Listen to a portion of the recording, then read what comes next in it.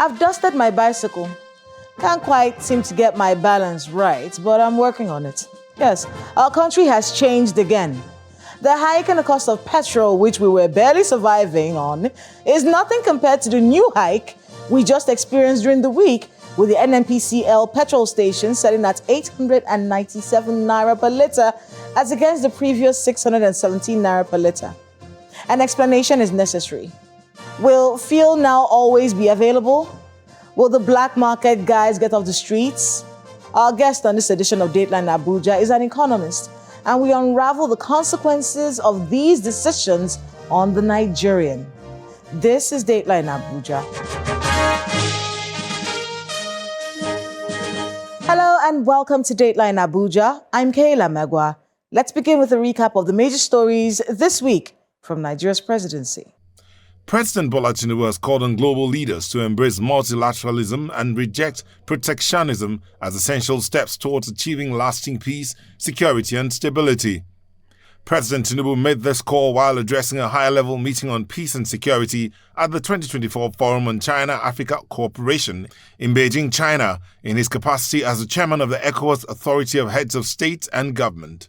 As contained in a statement by his special advisor, Mr. Ajurin Galali, the president noted that the challenges facing today's world, ranging from food insecurity to armed conflicts, can only be addressed through partnerships founded on mutual respect, fairness and inclusiveness. President Tinubu reiterated Nigeria's commitment to promoting peace, good governance, security across West Africa and highlighted the importance of confronting the root causes of conflicts such as poverty, inequality and social injustice. For having been very consistent in their advocating for global peace, working towards the realization of his vision for a peaceful and secure Africa, as articulated in the Agenda 2063. Your Excellencies, as the world searches for new ways to address peace and security challenges, I would say there is an urgent need to rethink approach to global governance and economic development around the world. Embracing multilateralism and rejecting protectionism and strengthening cooperative partnership are essential if we are to achieve lasting peace, security, and stability and prosperity for the future generations. President Bola Tinubu has commended the flourishing economic partnership between Africa and China, which has seen trade between the two regions reaching an estimated $280 billion. The president was speaking during the opening ceremony of the 2024 summit of the Forum on China-Africa Cooperation taking place in Beijing, China. The president said despite global challenges, the partnership has remained firm. He also emphasized the importance of maintaining the momentum in order to deepen the partnership for the mutual benefit of both regions. Trade between Africa and China has grown exponentially, reaching an estimated $280 billion US.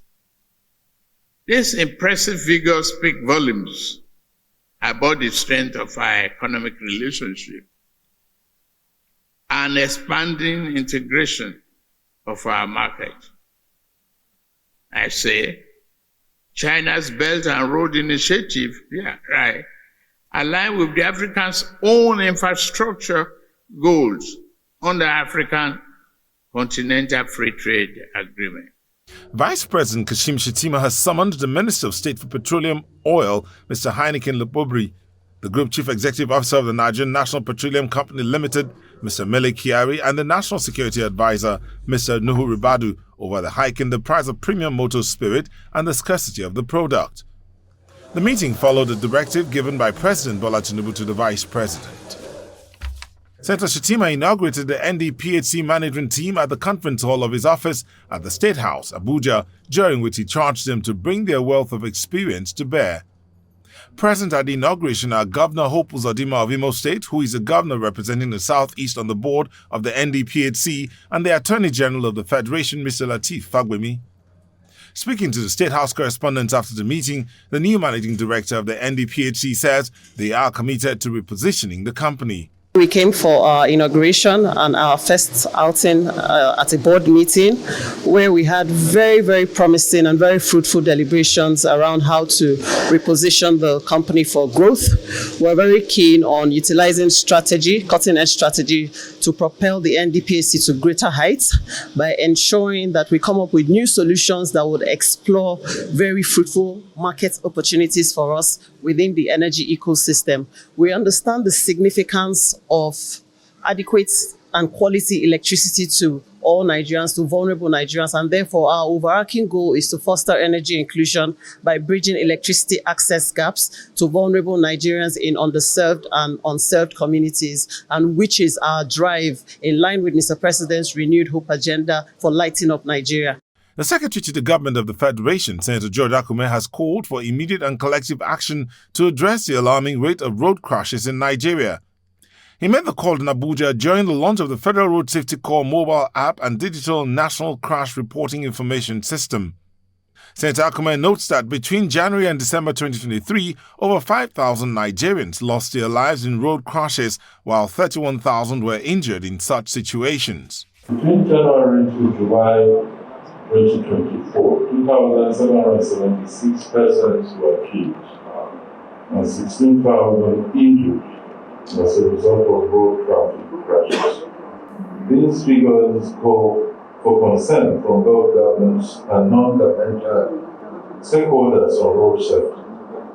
It also reminds us of the need for more efforts and urgent action towards reducing the figures. Welcome back. The Dangote refinery is to supply an initial 25 million liters of PMS into the domestic market this September, as he is to be sold crude oil in Naira. Is this a solution to our supply challenges and the dependence on imported fuel? How about those 4 refineries? Will they really be up and running this September?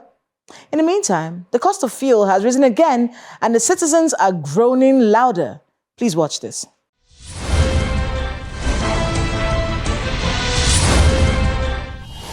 Residents in the nation's capital woke up to a change in the price of premium motor spirits, PMS, also known as petrol, by the Nigerian National Petroleum Company Limited. The new pump price is not sitting right with these residents as they express their grievances. Before my tank, I normally fill it at 65,000. But now I bought it at the rate of 85,000 naira. It's not been easy. The price is high. I have to tighten my belt to see how can I couple with this station. Because it's not been easy, honestly. For me, I don't know how we are going to do. For NNPC to be 897, you should be expecting other filling stations to hike their price to 1,000 plus. So the way it's going now, what are we going to do about it? Salary is not increased, even though I'm retired. If I follow what is going on now, what I get for my retirement benefit cannot even buy fuel inside the car at a time, not to talk of 1 month. So I don't understand the Tinubu's regime anymore, because for those previous ones, they had never taken us in NNPC to this price. On August 1st, 2024, the NNPCL hinted that it is owing a $6.8 billion debt and would not be able to continue selling petrol at the subsidized price of 617 naira per litre. As a new pump price has been set in NNPC stations across the country, residents are appealing to the federal government to take a deeper look into the situation to cushion their sufferings. Definitely everything in the market will increase again. Transport from one place to another will increase again. If we increase, the other commodities will increase. How will it affect you personally? It will affect me. I have children that I feed. I pay their transport to go to school. School about to start next Monday. I normally spend like every week their transport like 7,000 naira. Definitely it will increase to 10,000 or 12,000 naira. And I'm on the taxi driver. Where will I have for that money? Each meal, a family of 5 or 6, each meal consume up to 7,000 naira. as a small man. Now times it by 3. Can taxi man cover up to 15,000 naira in a day? The NNPC Limited is hoping that the Port Harcourt refinery will come on stream sometime this month, alongside production from other private refineries. The Minister of State for Petroleum, Oil, Mr. Heineken Lukubiri, the Group Chief Executive Officer of the Nigerian National Petroleum Company Limited, Mr. Mele Kyari, representative of the Nigerian Midstream and Downstream Petroleum Regulatory Authority, and the National Security Advisor, Mr. Nuhu Ribadu, are in the presidential villa to meet with Vice President Kashim Shettima. The meeting, which holds behind closed doors, is at the instance of President Bola Tinubu, who has directed the Vice President to address the current scarcity of premium motor spirits across the country. Long queues of vehicles have become a common sight across Nigeria. While many petrol stations claim not to have the product for sale, those with products are selling at exorbitant rates. The recent hike in the price of petrol has also sparked concern among citizens. The meeting of the Vice President with stakeholders lasted for a few hours, after which the State House correspondents were briefed on the outcome of the meeting. Summoned by the Vice President, who was directed by Mr. President to summon this meeting. And we've been with him to brief him what is going on across the country. And what is important is for us to convey to Nigerians that the President is empathetic about what is going on in the country. Is concerned about the hardship of Nigerians, and that was why he directed the Vice President to call this meeting, for us to reflect on what is going on in the country. What is important is that products are available in the country. And we believe that between now and the weekend, there will be availability of products across the length and breadth of the country. The price could be high in some other areas, much more. Higher in some other locations, in some locations much more than, other areas. But we believe that by the time, there is availability of products across the country, the price itself will stabilize. But what is important is that government is not fixing prices. This sector is deregulated, and we believe that with the availability of products, the price will find, its level. Some regulatory measures have also been put in place. All regulatory efforts are now geared towards stabilizing supply, with the resultant impact that it will be positive also on the stability of price. To that objective, the regulator is ensured that there's increased operating hours from all loading depots. Vessels are being cleared promptly, and extended hours where safety can permit for truck outs as well. More importantly also is the reinforcement of the support being given to local refiners, because with increased production from them, indeed, like the minister has said, there will be higher supply, which will stabilize the price. That's the effort that the regulator is making. While the promise to ensure the availability of petrol in a few days may sound cheering, Nigerians are hopeful that the issues around the product's price will be addressed. My guest on the program is a renowned economist, Mr. Paul Alaje. He helps us understand the hows and whys around the hike in fuel price and what any right-thinking government should be doing to help the situation now. He helps us understand what just happened in Nigeria's oil sector and why a full tank of fuel for your car is going to cost you your minimum wage. Please watch this.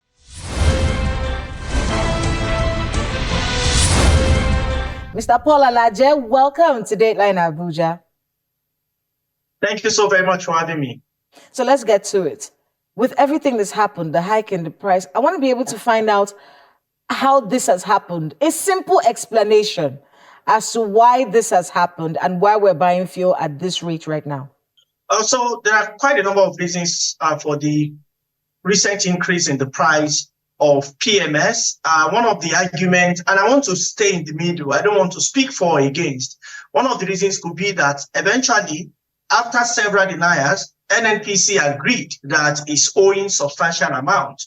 An amount that we can trace based on research is about $6 billion, Well, whether it is below that or above that, it's subject to another confirmation. But give or take, Nigerians NNPCL is owing suppliers. So what we have done over the months is to pay subsidy, even though we claim subsidy is gone. But like many English words, they have other words such as shortfall or under recovery. We are still referring to subsidy, but we have decided to change the name. So because of exchange rates, another major factor is exchange rate. And I keep telling people that the process of devaluing Naira or allowing Naira to float was not well thought through. And I can say it over and over again. I've studied several countries, and I'd like to give an example of 6 of those several countries. One is Japan, second is Argentina, third is Germany, fourth is Russia, another is Venezuela, and the last is Zimbabwe. 3 of those countries decided to float their currency, and they did not think that it's important for them to work on a milestone adjustment on their currency or pegging it.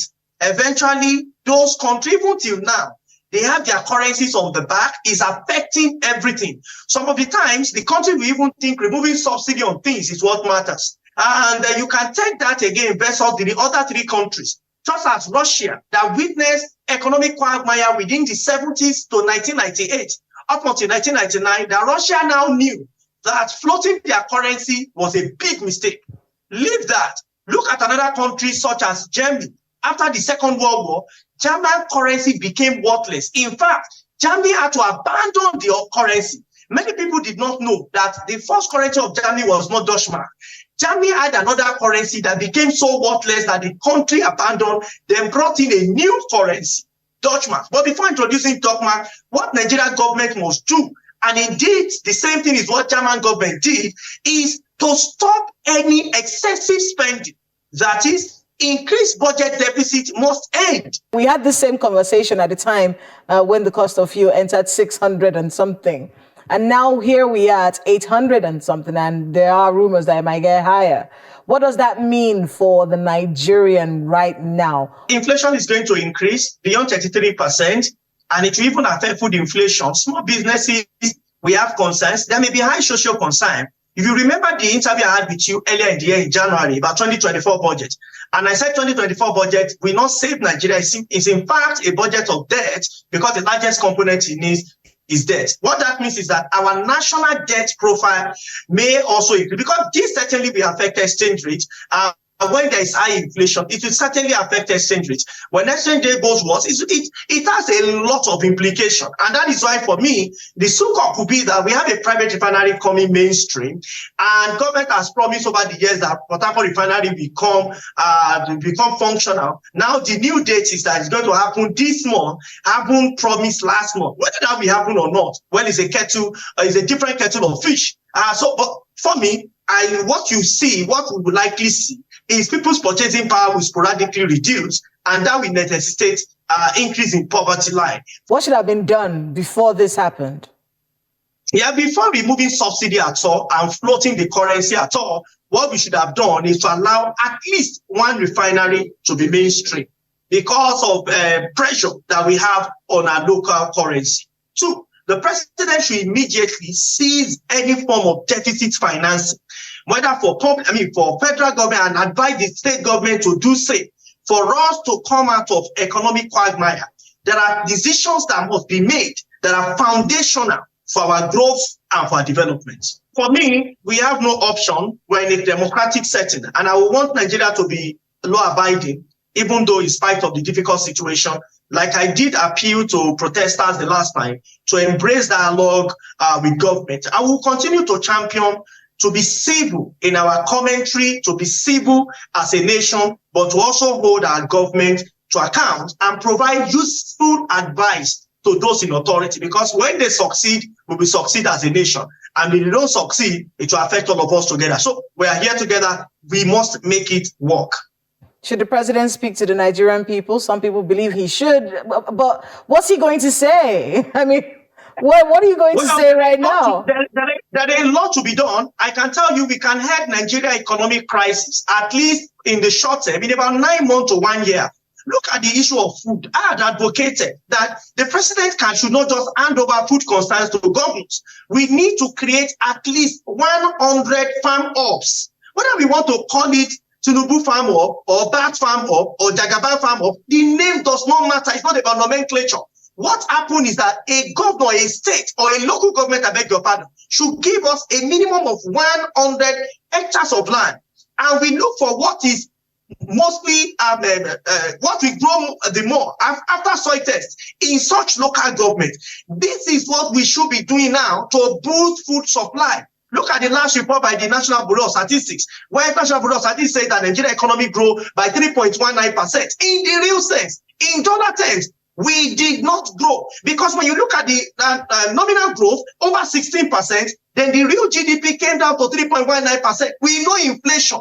It's a big deal. And we have made another decision that we made that inflation to surge. What we must do, therefore, if I were the president, is how do we practically solve this problem? First food, first manufacturing. The Minister of Power said for the first time in recent months, our power output has increased to 5,000 megawatts. That 5,000 megawatts, how many factories in Nigeria we have access to it? How many industries we have access to it? How many homes we have access to it? What must we do to support small-scale businesses? These are concerns on the minds of many economists in Nigeria, myself inclusive. And how do we find a lasting solution to our economic quagmire? I want to be able to get your thoughts on the Dangote refinery that is up now. You know, everyone is expecting all this petrol from there. He said it's a day of celebration for the Nigerian people. Is this going to in any way impact this increase in the cost of fuel? Is it going to bring it down in any way? Should we be hopeful? Well, I can tell you that if Dangote refinery comes mainstream, we might not see significant reduction in price because there is element of dollar. Dangote is paying naira for dollar equivalent of cost of crude. So the underlying factor there is still the dollar. Let me ask you, Kayla, imagine we peg naira to 1,000 naira to the dollar. Do you know that government will not need to pay subsidy? There will be no subsidy. The price of PMS will reduce to about 600 naira. What we are paying for today is that flotation. We call it exchange rate pass-through. The rest of the world have their own economic concern. And if we are importing from them, it will have impact on us. Now, Dangote has come mainstream, but we are selling crude to him at dollar equivalent, even though Dangote is paying naira equivalent. The question is, how do we wrap up logistic issues so that if we're going to see a reduction, it will first come as a marginal reduction. But the moment we decide to peg exchange rate, I can tell you that we will see sporadic reduction in prices. Inflation will also crash. Our poverty level will also reduce. But if we leave it as free flow, I can tell you, I don't know how deep the deepest pit will be. I want to thank you very much, Mr. Paul Alaje, for making out the time to speak with us on Dateline Abuja. And good luck with all the work that you do. Thank you so much for having me.